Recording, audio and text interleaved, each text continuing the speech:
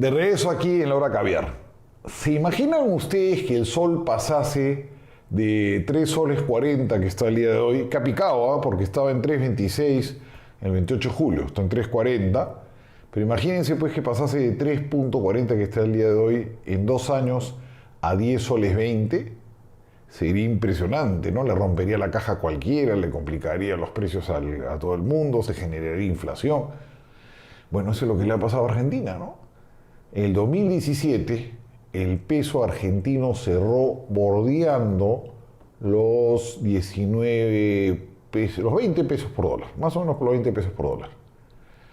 En estos días anda por los 60 pesos, a veces 58, 61, digamos 60 pesos por dólar, ¿no?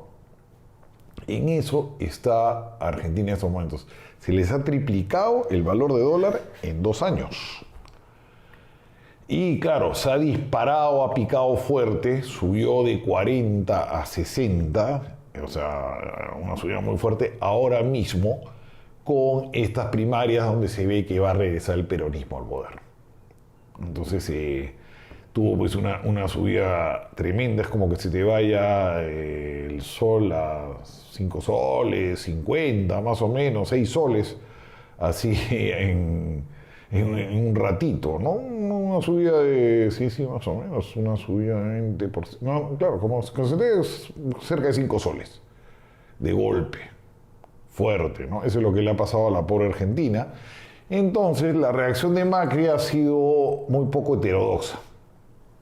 Por un lado, ha tomado una serie de medidas de controles, subsidios, etcétera, medidas populistas, ¿no? De repartir dinero, y por el otro lado tomó una medida de control de cambios, que a continuación, después de este video, después de esta grabación, se la voy a pasar, lo van a ver al final. Ha tomado pues una medida de control de cambios, lo cual ha puesto más nervioso aún al mercado, ¿no? Porque los controles de cambios no suelen funcionar, es como poner la manito en el dique y sigue saliendo el agua.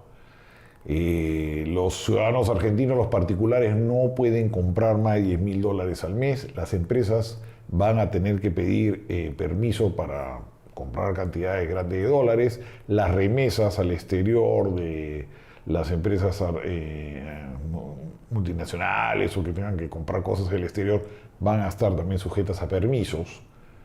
Entonces, estos cepos no suelen caminar, pero ¿cómo estará la situación pues, de las reservas públicas argentinas que han llegado a este tipo de medidas, ¿no? Y todo es por una deuda que es impagable.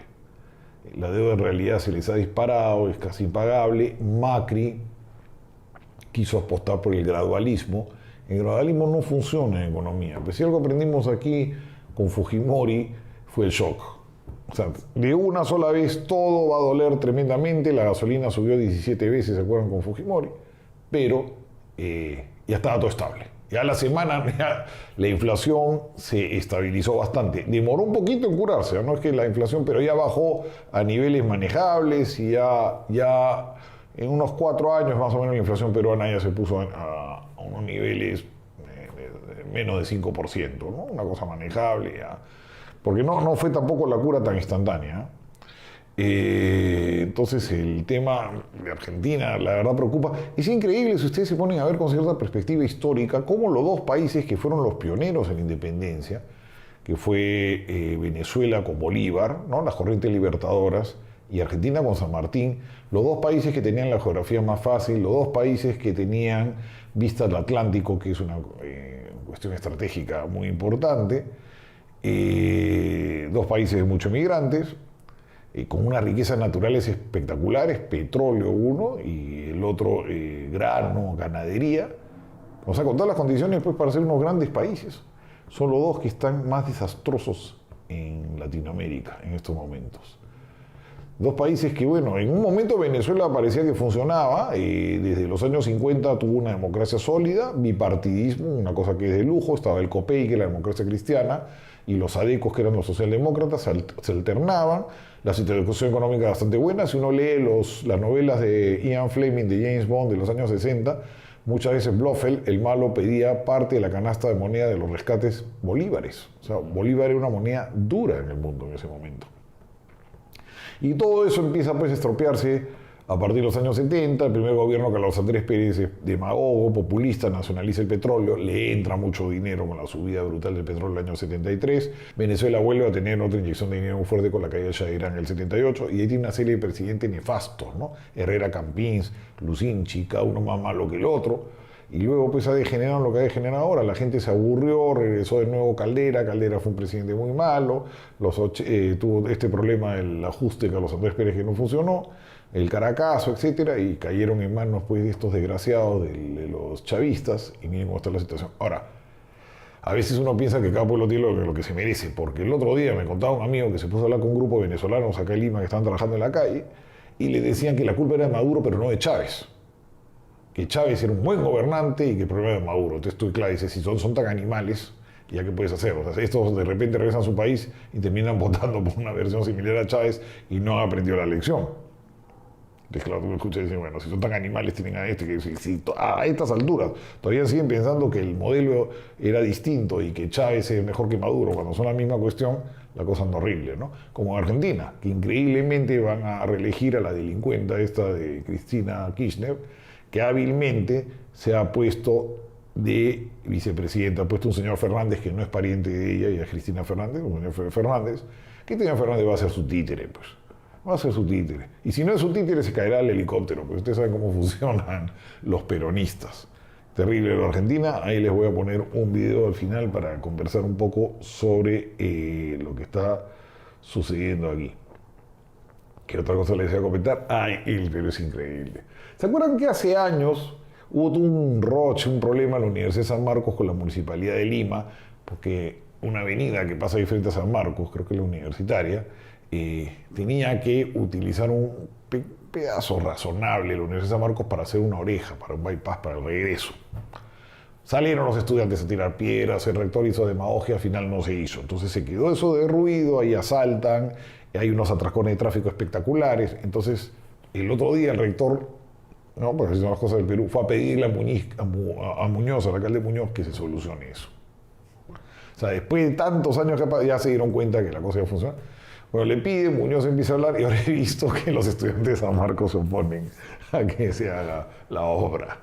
Entonces van a seguir los problemas de tráfico, van a seguir los problemas de seguridad. Entonces dentro de 10 años van a ir seguramente a pedirle otra vez al alcalde que le suba. Y esas cosas son las que hacen que nuestro país no tenga, pues, que uno diga, ¿sabes qué? Me voy a otro lado, porque esto ya que se jodan. No hay cómo cambiarlo, ¿no? Es impresionante, impresionante. Así uno siente que está arando en el mar. Como estaba mirando el Perú, como es un país así, bueno, esto es mundial, ¿eh? Esto es mundial, la idealización de los rojos. Le han hecho una película a Javier Heró, la voy a ver por curiosidad, cuando tenga algún momento de tiempo la veré, la conseguiré, pero le han hecho una película a Javier Heró y lo dejan ahí como una especie pues de héroe. Oye, Javier Heró, con todo el respeto del mundo, porque es un buen poeta, era un pituquito que se metió a guerrillero y que estaba dispuesto a matar gente. Se entrenó para matar gente porque quería arreglar a balazo los problemas del país y instaurar una dictadura comunista, castrista. Oye, guardemos la perspectiva. Yo no digo que haya llegado a ser un senderista. De repente hubiera terminado siendo como Marisa Garrido Leca, militando en senderos, hubiera nacido años después. O emerretista. Pero no es para tampoco ponerlo en un pedestal.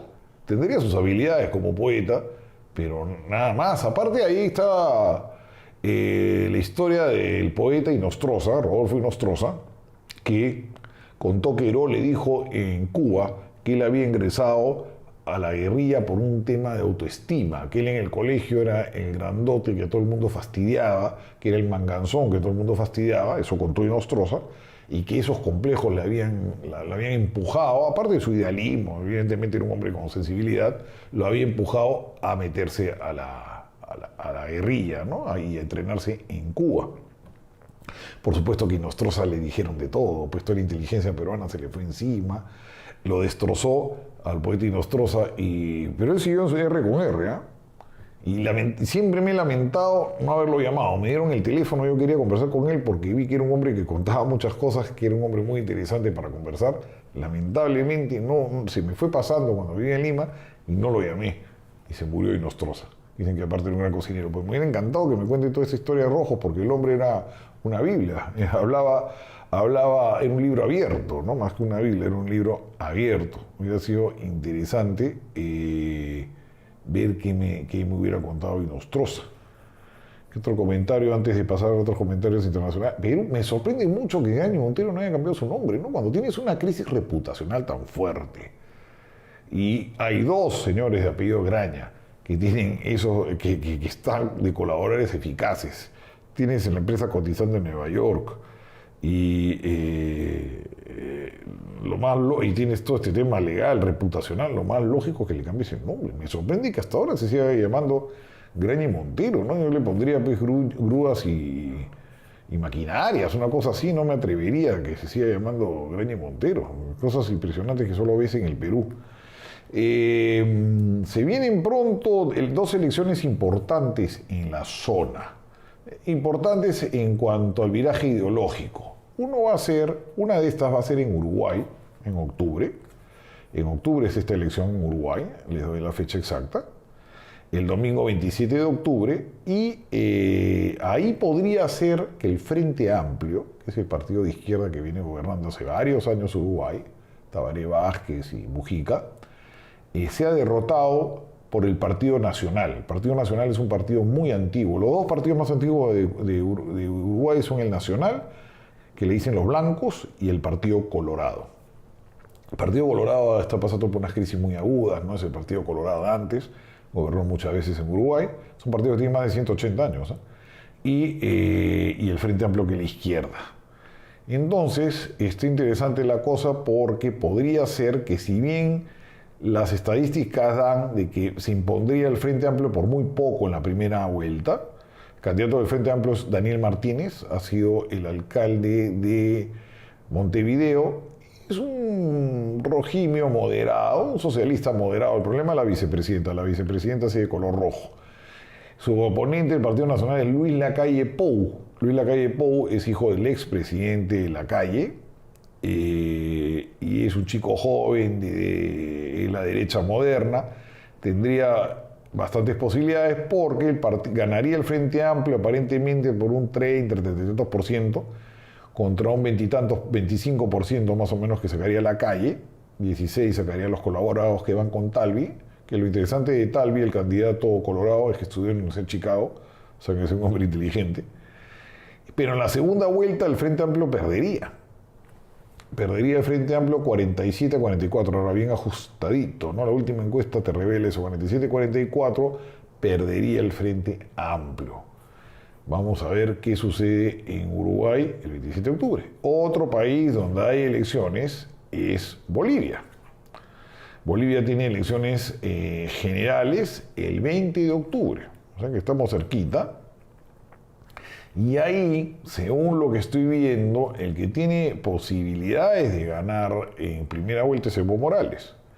Evo Morales está corriendo contra el expresidente Mesa, Carlos Mesa. Y en la primera vuelta, si bien se impondría Evo, hay la cierta posibilidad de que Mesa le gane en la segunda vuelta. Evo para esto se ha pasado, y esto la izquierda peruana por supuesto se queda callada, porque cuando lo hace Fujimori es malo, cuando lo hace Evo está bien. Evo, que también se tiró al Tribunal Constitucional como Fujimori, que también hizo cosas con el Senado como Fujimori, también hizo barbaridad y media, perdió en un referéndum, estas cosas tipo Vizcarra, en un referéndum perdió su pedido de que él pueda postular por tercera vez, y igual el señor está postulando de nuevo.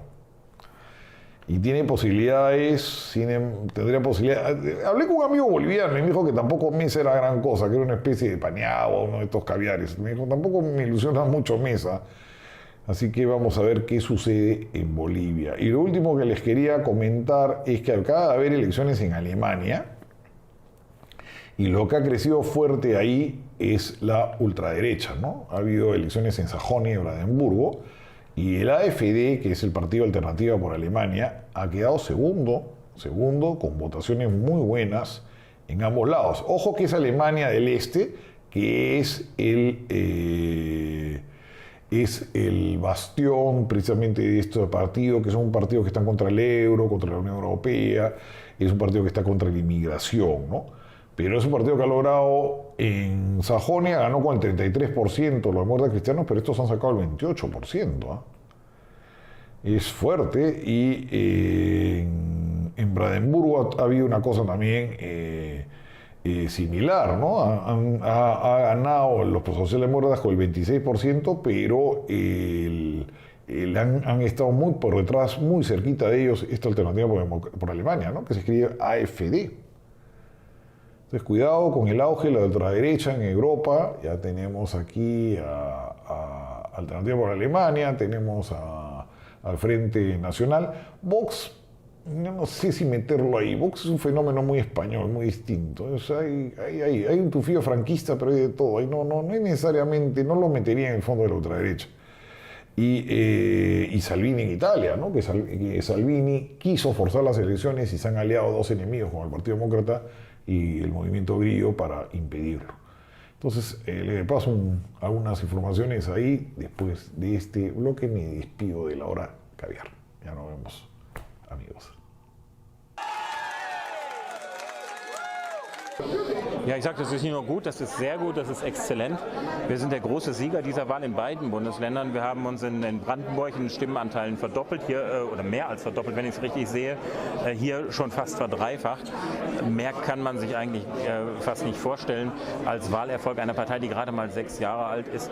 Ja, das hat eine sehr große Signalwirkung. Also es gibt ja jetzt nicht nur, sage ich jetzt mal, Niederlagen für die Regierungsparteien CDU und SPD in Brandenburg und in Sachsen, also historische Art. Das sind da historische Tiefstwerte, sondern das wird natürlich auch die Große Koalition in Berlin hinterfragen. Also ich kann mir schon vorstellen, dass nicht nur die SPD, sondern auch die CDU von der Basis Druck bekommen, möglicherweise die Große Koalition zu lösen. No es vencedor, pero cada vez consigue más apoyo. El partido de ultraderecha Alternativa para Alemania demostró su poder en los comicios de este domingo en Sajonia y Brandeburgo. Sin embargo, los resultados no le permitieron alcanzar la victoria en ninguno de los dos estados federados del este alemán. En Brandeburgo, el Partido Socialdemócrata aliado del gobierno obtuvo un 26,2%, Alternativa para Alemania un 23,5%, casi doblando su resultado de 2014, y la Unión Demócrata Cristiana de la canciller Angela Merkel logró un 15,6%.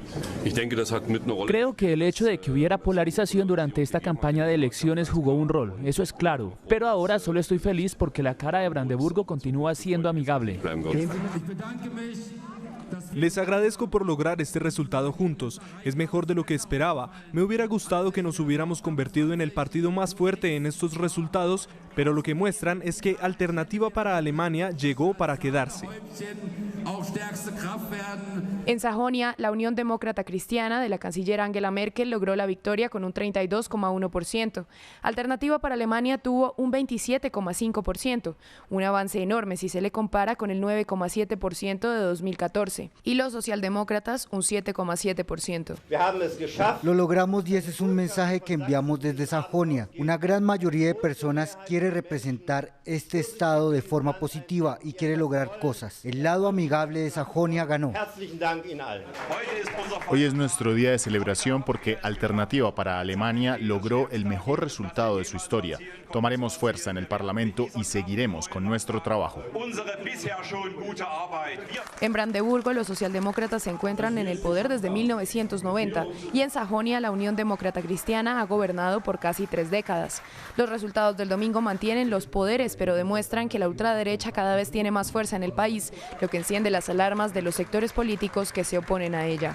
Cocina política de Telemundo, un momento apasionante, ¿no? Porque se va armando todo, estamos a 70 días más o menos de las elecciones y hay varios números que hemos dado aquí en Telemundo, que han dado otras encuestadoras también y que marcan un escenario que hay que atender, hay que estudiar a fondo. Sí, pasó un mes y medio ya de las elecciones internas del pasado 30 de junio, estamos a un mes y medio exacto y faltan algo más de 2 meses para las elecciones nacionales del mes de octubre y vamos a ver qué es lo que van marcando todas las encuestas de intención de voto al día de hoy.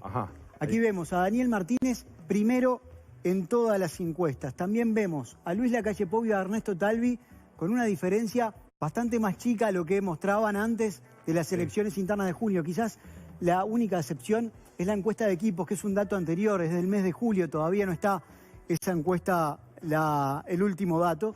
Y lo otro que vemos es a Guido Manini Ríos consolidado ya en el cuarto lugar, con una diferencia sobre Pablo Mieres y sobre los otros partidos de oposición. Está clarísimo.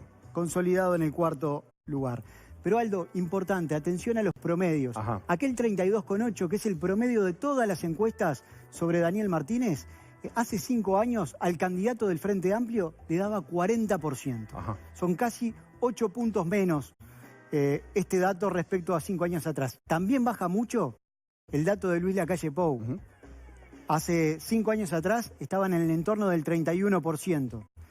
Sí mejora el Partido Colorado y hay un dato, sumados blancos y colorados, las dos candidaturas más o menos tienen el mismo promedio de lo que tenían hace 5 años. También han levantado mucho los otros partidos, ¿no? Está claro, este es el escenario entonces, los promedios de las diferentes encuestadoras. Con Estos este son los escenario, números. ¿Qué pasa con este escenario? Con este escenario tenemos un final abierto muy competitivo en el segundo lugar entre Lacalle Pou y Ernesto Talvi, pero también, y es muy importante decirlo, un escenario muy complicado para el oficialismo. Para el oficialismo, ¿no? Y eso queda reflejado también en las proyecciones de balotaje, que las vamos a ver a continuación. Está claro que Martínez pasaría.